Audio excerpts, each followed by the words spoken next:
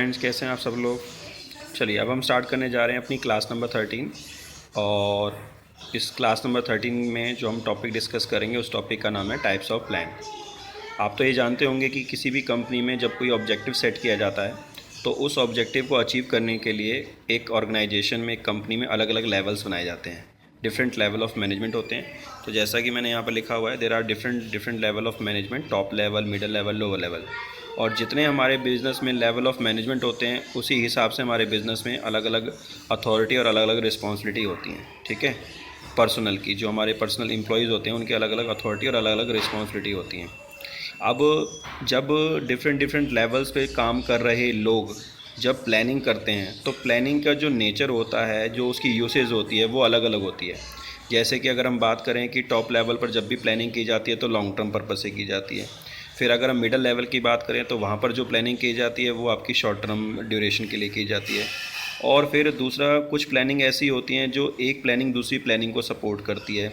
तो प्लानिंग के अपने अलग अलग नेचर के होने की वजह से, अलग अलग यूसेज की होने की वजह से, डिफरेंट लेवल पर अलग अलग तरीके से यूज़ होने की वजह से प्लानिंग के अलग अलग टाइप्स बन गए हैं। तो प्लानिंग के यूसेज की वजह से और प्लानिंग के अलग अलग नेचर की वजह से प्लानिंग को अलग अलग टाइप्स में अलग अलग नाम दे दिया गया है बेसिकली। ठीक है, अब मैं उसी का एग्जांपल आपके सामने रखूँगा जिससे आपको आइडिया लग जाएगा कि प्लानिंग के भी अपने अपने अलग अलग नाम होते हैं। तो आप ये समझ लीजिए कि प्लानिंग जब कोई इंसान करता है तो एक इंसान की प्लानिंग दूसरे इंसान की प्लानिंग से जब अलग होती है तो, और नेचर अलग अलग होता है, तो उसका नाम भी अलग अलग दे दिया जाता है। जैसे फॉर एग्ज़ाम्पल, यहाँ पर अगर हम एग्जांपल समझना चाहें, जैसे मान लीजिए कि एक मैनेजर ने प्लानिंग की कि भाई मैं आगे आने वाले 3 महीने या आगे आने वाले 6 महीने में अपने अपने बिज़नेस में, अपने डिपार्टमेंट में, जो मेरा सेल्स डिपार्टमेंट है उसकी सेल को मैं पहले से प्लान कर लूँगा कि मुझे आगे आने वाले 6 महीने में इतनी सेल करनी है। उसने प्लान बनाया। तो जब कोई मैनेजर अपने अपने डिपार्टमेंट के लिए, सेल्स डिपार्टमेंट के लिए इस तरीके से कोई 6 महीने का या 3 महीने का प्लान बनाता है और पहले से ही उसको न्यूमेरिकली एक्सप्रेस कर लेता है कि भाई मैं इस हिसाब से मैं आगे आने वाले 3 महीने या 6 महीने में अपनी सेल करूँगा या परचेज़ करूँगा, परचेज़ डिपार्टमेंट के लिए लेता हूँ, तो इसे हम बोलते हैं बजट। तो जो ये उसने प्लानिंग करी, उसके प्लानिंग करने का जो तरीका था या नेचर था उसकी प्लानिंग करने का, वो कहलाता है बजट। तो इसे हम बोलते हैं बजट। तो budget is also a part of planning. तो इसीलिए प्लानिंग का ये एक टाइप बन गया कि इसको नाम दे दिया गया प्लानिंग को बजट। अब इसी तरीके से ये हमारा सेल्स बजट भी हो सकता है। अगर आप परचेज़ बजट बनाना चाहें, ह्यूमन रिसोर्स बजट बनाना चाहें, मशीनरी बजट बनाना चाहें, तो जब आप फ्यूचर के आगे आने वाले 2 या 3 महीनों के लिए पहले ही कोई न्यूमेरिकली स्टेटमेंट तैयार करते हैं तो वो बजट कहलाती है। और बजट बेसिकली आपकी प्लानिंग के ऊपर बेस्ड होती है, तो प्लानिंग का एक टाइप होता है। अब इसी तरीके से मान लीजिए कि आपने किसी को उधार माल बेचा। आपके जो डेटर्स होते हैं जिन्हें हम उधार माल बेचते हैं, मैं एग्जांपल नंबर 2 की बात कर रहा हूँ जो इसमें लिखा हुआ है। तो जैसे कि मान लो कि आपने किसी को उधार माल बेचा। अब जो आपके डेटर हैं, आपने उनसे पैसा कलेक्ट करना है। तो उनसे पैसा कलेक्ट करने के लिए आपने प्लानिंग करी कि भाई मैं उनसे जब पैसा कलेक्ट करूँगा तो मैं स्टेप बाय स्टेप कलेक्ट करूँगा। पहले तो मैं उन्हें मैसेज करूँगा, स्टेप नंबर 1 मैसेज करूँगा कि आपने पैसे देने हैं मेरे, मतलब बिज़नेस ने प्लानिंग करी कि स्टेप नंबर 1 पहले तो मैं अपने डेटर को मैसेज करूँगा। अगर वो मैसेज का जवाब नहीं देता है देन स्टेप नंबर 2 मैं उन्हें कॉल करूँगा। देन स्टेप नंबर 3 मैं उनसे पर्सनली मिलने जाऊँगा। अगर वो पैसा नहीं देते हैं तो स्टेप नंबर 4 मैं उनके खिलाफ़ लीगल एक्शन लूँगा। तो यहाँ पर देखिए कि जो आपकी पर्टिकुलर एक कलेक्शन, डेटर कलेक्शन जो स्टेप है, जो एक्टिविटी है, उसको आपने डिफरेंट स्टेप्स में डिवाइड कर दिया। और ये वो स्टेप्स हैं जो आपको अपनी कंपनी में रेगुलरली यूज़ करने हैं। ये स्टेप रेगुलरली यूज़ होते रहेंगे डेटर से मनी को कलेक्ट करने के लिए। तो ये स्टेप्स हमें रेगुलरली बिज़नेस में करते रहने होते हैं। ये लगातार बिज़नेस में ये स्टेप्स चलते रहते हैं।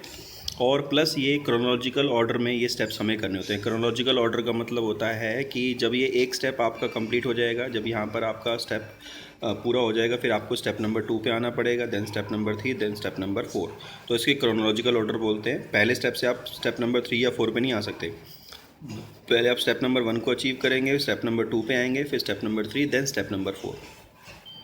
तो इस तरह की प्लानिंग जब हम अपने बिज़नेस में करते हैं, जहाँ पर हम अपनी किसी भी पर्टिकुलर एक एक्टिविटी को स्टेप्स में डिवाइड कर देते हैं, तो वो हमारा प्रोसीजर कहलाता है। तो प्रोसीजर भी किससे बनता है? प्लानिंग से। तो ये भी कहीं ना कहीं एक प्लानिंग का एक नेचर है, एक टाइप है। उसके बाद देखिए मैंने यहाँ पर फर्दर डिवाइड किया हुआ है।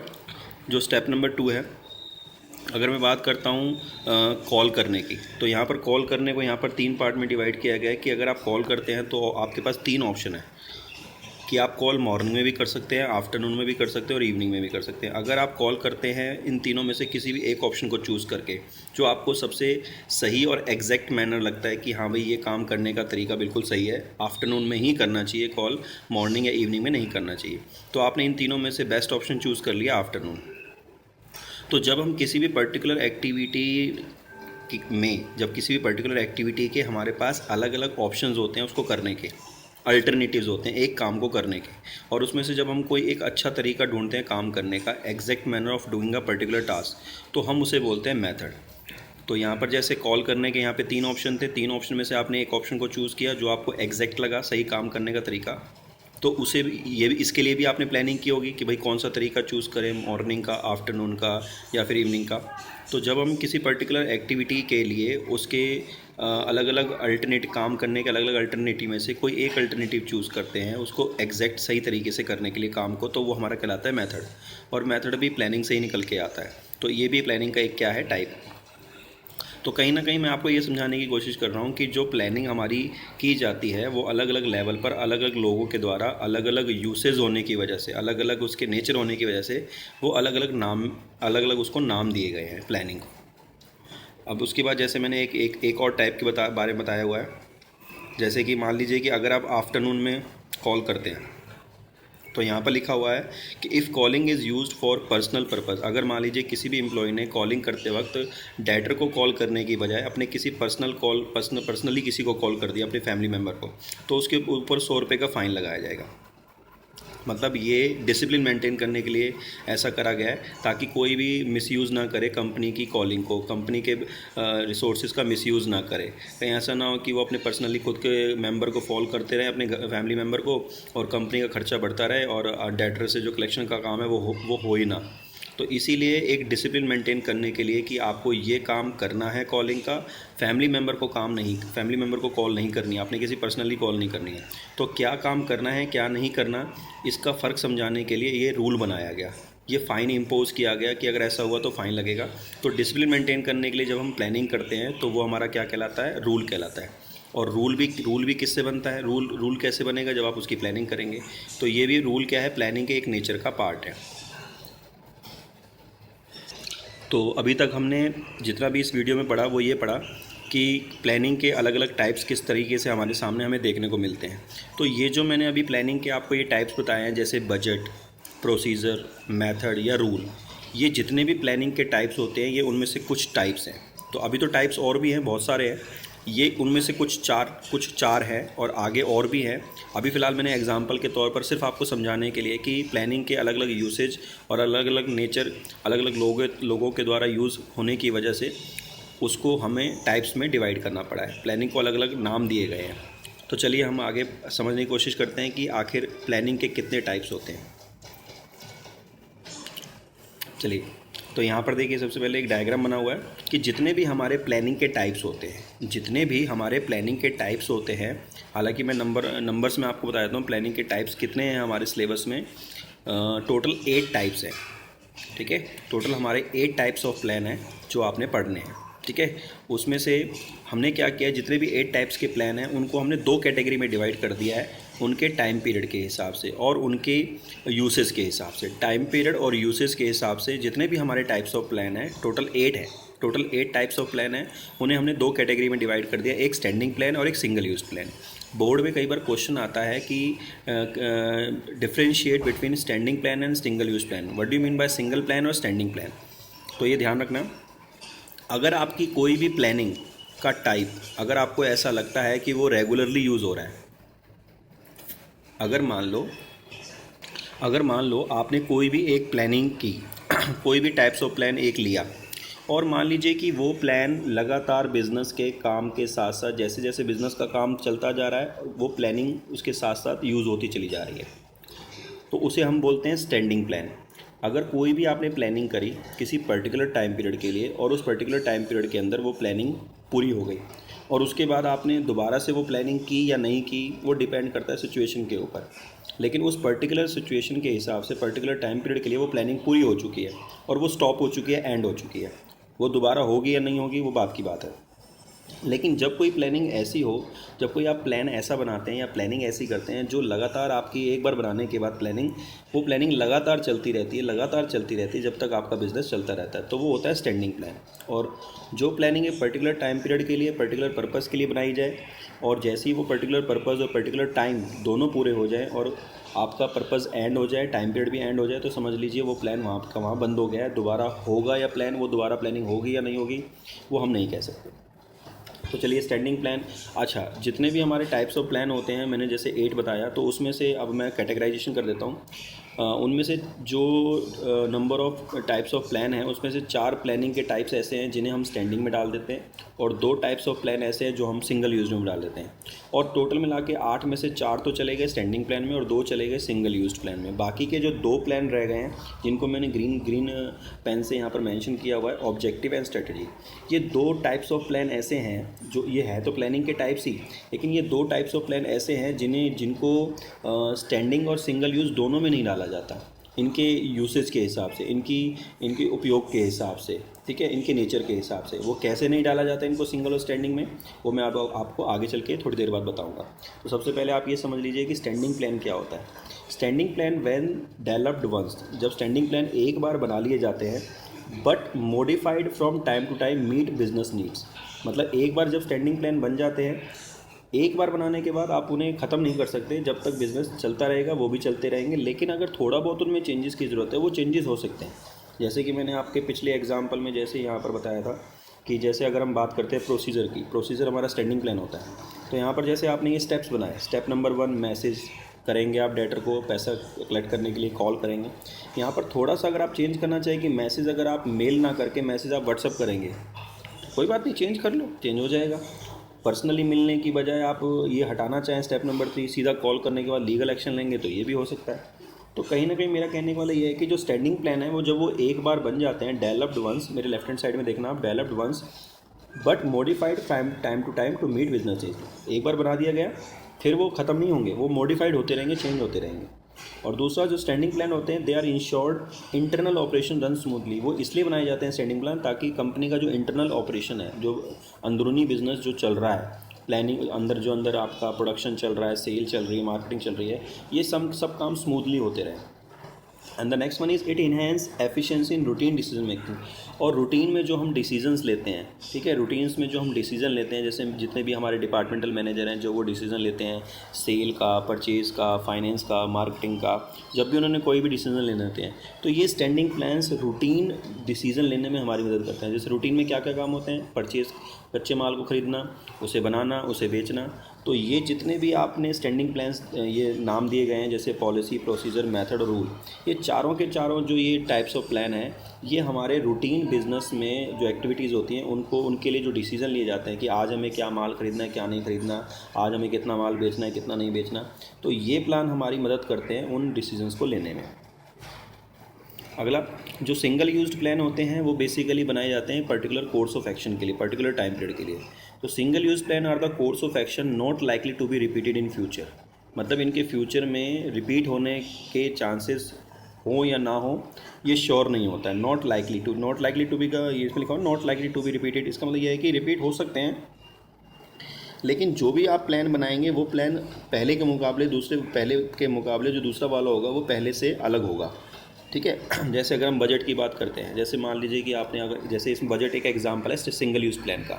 जैसे मान लीजिए आपने एक बजट बनाया कि मुझे आगे आने वाले 3 महीनों में इस तरीके से अपने माल को इस एरिया में इतना बेचना है। तो जब वो काम पूरा हो जाएगा, सेल्स बजट जो आपने तैयार किया है वो अचीव हो जाएगा, अगली बार जब सेल्स बजट बनाओगे तो बिल्कुल सेम नहीं बनेगा, अगली बार थोड़ा चेंज होकर बनेगा, और बनेगा नहीं बनेगा ये भी श्योर नहीं है। So it means single used plan जो होते हैं वो ऐसे कोर्स ऑफ एक्शन होते हैं जो not likely to be repeated in future, जिनके फ्यूचर में रिपीट होने के चांसेस हो भी सकते हैं, नहीं भी हो सकते। और दूसरा ड्यूरेशन ऑफ प्लान, जो सिंगल यूज्ड प्लान होते हैं वो उनका जो ड्यूरेशन होता है वो कुछ पर्टिकुलर डेज़ का होता है, पर्टिकुलर डेज़ हो गया, पर्टिकुलर वीक हो गया, एक हफ्ते के लिए बनाए जाते हैं, 1 महीने, 2 महीने, 3 महीने, या फिर 1 हफ्ते के लिए या 1 दिन के लिए, मतलब उनका पर्टिकुलर टाइम पीरियड फिक्स होता है। लेकिन जो स्टैंडिंग प्लान्स होते हैं उनका कोई ड्यूरेशन फिक्स नहीं होता, वो रेगुलरली कंपनी के रूटीन वर्क के हिसाब से चलते रहते हैं। अब जैसे मान लीजिए हमने प्रोसीजर को पढ़ा कि डेटर से कलेक्शन करने के लिए हमने 4 स्टेप बनाए। अब ये डेटर से कलेक्शन करने के लिए जो ये स्टेप्स है ना, ये हर महीने 2 महीने, 10 महीने, साल भर ये चलता रहेगा। जैसे जैसे माल बेचते रहोगे, डेटर से पैसा कलेक्ट करते रहोगे, तो यही प्रोसीजर चलता रहेगा, थोड़ा बहुत मॉडिफाई होता रहेगा। तो इसीलिए स्टैंडिंग प्लान जो होते हैं उनका टाइम पीरियड फिक्स नहीं होता है, वो लगातार कंपनी के ऑपरेशन के साथ चलते रहते हैं। सिंगल यूज़ का टाइम पीरियड फिक्स होता है। सिंगल यूज़ प्लान जो होते हैं वो फ्यूचर में दोबारा बने ना बने उनका कोई श्योरिटी नहीं है। लेकिन स्टैंडिंग प्लान एक बार बना दिए गए तो वो दोबारा नहीं बनाए जाते। एक बार बन गए दोबारा नहीं बनाए जाएंगे, और फिर लगातार उनमें मॉडिफिकेशन, थोड़े चेंजेस होते रहते हैं। ठीक है। अच्छा, एक चीज़ ये मैं एक नोट कर लेना इस बात को कि जितने भी ये टाइप्स ऑफ प्लान है ना, इनके बारे में मैंने आपको डिटेल में नहीं बताया कि भाई जैसे मान लीजिए मेथड क्या होता है, ये मैंने नहीं बताया, रूल्स क्या होता है मैंने नहीं बताया।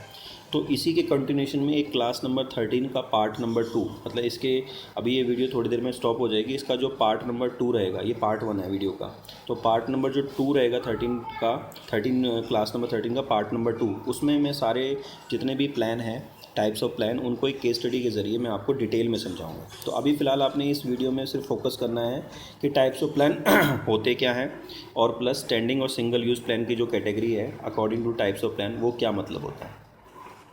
उसके बाद एक पॉइंट और समझना है इस वीडियो में कि ऑब्जेक्टिव और स्ट्रेटजी, ये दोनों टाइप्स ऑफ प्लान स्टैंडिंग और सिंगल यूज़ प्लान की कैटेगरी में क्यों नहीं आते हैं। वो इसलिए नहीं आते हैं, अब ऑब्जेक्टिव की बात करते हैं। किसी भी बिज़नेस को जब हम चलाते हैं, उसका मेन जो टारगेट होता है, मेन जो फंक्शन होता है, वो स्टार्ट होता है ऑब्जेक्टिव से।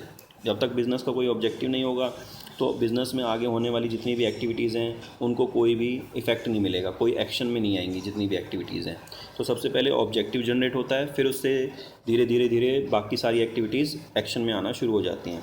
तो ऑब्जेक्टिव बेसिकली क्या होते हैं, एंड पॉइंट्स होते हैं जिसके अंडर में सारी एक्टिविटीज़ आती हैं। अगर ऑब्जेक्टिव है तो ऑब्जेक्टिव के बाद सारी एक्टिविटीज़ उससे निकलती चली जाएंगी, बढ़ती चली जाएंगी। जैसे मान लीजिए कि आपने ऑब्जेक्टिव सेट किया कि मुझे इस साल में अपनी कंपनी का 10% प्रॉफिट, इस साल मुझे अपनी कंपनी का 10% प्रॉफिट, अपने प्रॉफिट को 10% से बढ़ाना है, तो आपने ये ऑब्जेक्टिव बना लिया। अब इससे रिलेटेड जितने भी काम हैं, जितनी भी प्लानिंग है, जितनी भी एक्टिविटीज़ हैं, वो सारी निकलना शुरू हो जाएंगी और ऑब्जेक्टिव्स तक जाकर रुक जाएंगे। जहाँ ऑब्जेक्टिव है वहाँ जाकर वो रुक जाएंगी, ऑब्जेक्टिव को पूरा करने के लिए कोशिश करेंगे। तो पहली बात, ऑब्जेक्टिव जो होते हैं वो हमारे लॉन्ग टर्म पीरियड के लिए होते हैं, लॉन्ग टर्म पीरियड के लिए होते हैं। और इसीलिए, और इसी के साथ साथ स्ट्रेटेजी को भी समझ लीजिए। स्ट्रेटेजी बेसिकली क्या होती है, ऑब्जेक्टिव को अचीव करने के लिए जितने भी ऐसे फैक्टर जो ऑब्जेक्टिव को अचीव करने के लिए उसे प्रॉब्लम में डालते हैं। तो मान लीजिए आपने कोई ऑब्जेक्टिव बनाया, अब उस ऑब्जेक्टिव को बनाते ही उससे जुड़े हुए जितने भी फैक्टर जो उसको प्रॉब्लम में डालेंगे। जैसे मान लीजिए आपने बनाया 10% प्रॉफिट मुझे इस साल अपना अचीव करना है, अपने प्रॉफिट को 10% से बढ़ाना है, तो कस्टमर की डिमांड, प्रोडक्ट का प्राइस और टेक्नोलॉजी और अवेलेबिलिटी ऑफ प्रोडक्ट्स मार्केट में और प्लस डिस्ट्रीब्यूशन ऑफ प्रोडक्ट और एडवर्टीज़मेंट, ये सारे फैक्टर आपको परेशान करेंगे ऑब्जेक्टिव को सक्सेसफुल बनाने में। तो जब हम स्ट्रेटजी प्लान करते हैं, स्ट्रेटजी बनाते हैं, तो स्ट्रेटजी का मतलब होता है कि जो हमारा बिज़नेस का इन्वायरमेंट है उसको ध्यान में रखकर जो फैक्टर ऑब्जेक्टिव को अफेक्ट करेंगे उनके लिए प्लानिंग करना। तो ऑब्जेक्टिव हो चाहे स्ट्रेटजी हो, दोनों ही लॉन्ग टर्म के लिए बनाए जाते हैं। तो लॉन्ग टर्म के होने की वजह से ये स्टैंडिंग प्लान में नहीं, ये सिंगल यूज़ प्लान में नहीं आते, क्योंकि सिंगल यूज़ प्लान एक पर्टिकुलर छोटे समय के लिए बनाए जाते हैं, 3 महीने, 2 महीने, 1 हफ्ते, 1 दिन। तो ऑब्जेक्टिव और स्ट्रेटजी लॉन्ग टर्म पर्पज़ के लिए बनाए जाते हैं, इसीलिए ये सिंगल यूज्ड प्लान नहीं होते। दूसरा, ऑब्जेक्टिव और स्ट्रेटजी जो होते हैं, जो एक बार बना दिए गए, उसके बाद जब ये अचीव हो जाते हैं फिर ये दोबारा से नए सिरे से बनाए जाते हैं, नए एंगल से बनाए जाते हैं। एक बार एक ऑब्जेक्टिव और स्ट्रेटजी बना ली, उसके बाद वो अगली जब अचीव हो गई तो उसके बाद वो अगले एंगल से बनाया जाएगा, अगले एक नए तरीके से बनाया जाएगा। लेकिन जो स्टैंडिंग प्लान होते हैं वो एक बार बनाने के बाद वही रिपीटेडली वही चलते रहते हैं, वही चेंज नहीं होते, वही चलते रहते हैं लगातार। उनमें थोड़ा बहुत बदलाव होता है, लेकिन ऑब्जेक्टिव और स्ट्रेटजी एक बार अचीव होने के बाद बिल्कुल नए सिरे से, नए तरीके से फॉर्मुलेट होते हैं। तो इसीलिए ऑब्जेक्टिव और स्ट्रेटजी ना तो आपके स्टैंडिंग सिंगल यूज्ड प्लान है, ना ही स्टैंडिंग प्लान। तो रेड कलर से, रेड पेन से मैंने यहाँ पर मेंशन किया हुआ है, objective and strategies are formulated for long period. Objective और स्ट्रेटजी दोनों लॉन्ग पीरियड के लिए बनाई जाती हैं, इसीलिए सिंगल यूज प्लान नहीं होती। उसके बाद objective and strategy are end points, once achieved then new one formulated. एक बार ऑब्जेक्टिव और स्ट्रेटजी बना दी गई, जैसे ही वो बना दी जाती हैं, अचीव हो जाती हैं, तो दोबारा से नए सिरे से बनाई जाती हैं। लेकिन जो स्टैंडिंग प्लान होते हैं वो एक बार बनाने के बाद दोबारा नहीं बनाए जाते, वो लगातार चलते रहते हैं और सिचुएशन के अकॉर्डिंग, टाइम टू टाइम उनमें मॉडिफिकेशन होता रहता है बिज़नेस की नीड के अकॉर्डिंग। ठीक है, तो ये हो गया ऑब्जेक्टिव और स्ट्रेटेजी सिंगल और स्टैंडिंग प्लान में कैटेगरी में क्यों नहीं आते। तो हमने यहाँ पर आज की इस वीडियो में एक तो टाइप्स ऑफ प्लान क्या होते हैं वो पढ़ा, और स्टैंडिंग और सिंगल यूज़ प्लान जो दो कैटेगरी हैं जिसके अंडर में आपके टाइप्स ऑफ प्लान अलग अलग दो पार्ट में डिवाइड हो जाते हैं वो पढ़ा। और साथ के साथ लास्ट में एक चीज़ नोट कर लेना कि जितने भी ये टाइप्स ऑफ प्लान हैं, टोटल हमारे जो 8 टाइप्स ऑफ प्लान हैं, इनको मैं एक केस स्टडी की हेल्प से इसी वीडियो के कंटिन्यूशन में जो क्लास नंबर 13 का पार्ट 2 रहेगा उसमें मैं आपको डिटेल में समझाऊंगा कि टाइप्स ऑफ प्लान किस तरीके से एक्शन में आते हैं, अलग अलग तरीके से टाइप्स ऑफ प्लान कैसे हमारे सामने दिखाई देते हैं एक केस स्टडी के ज़रिए। Thank you.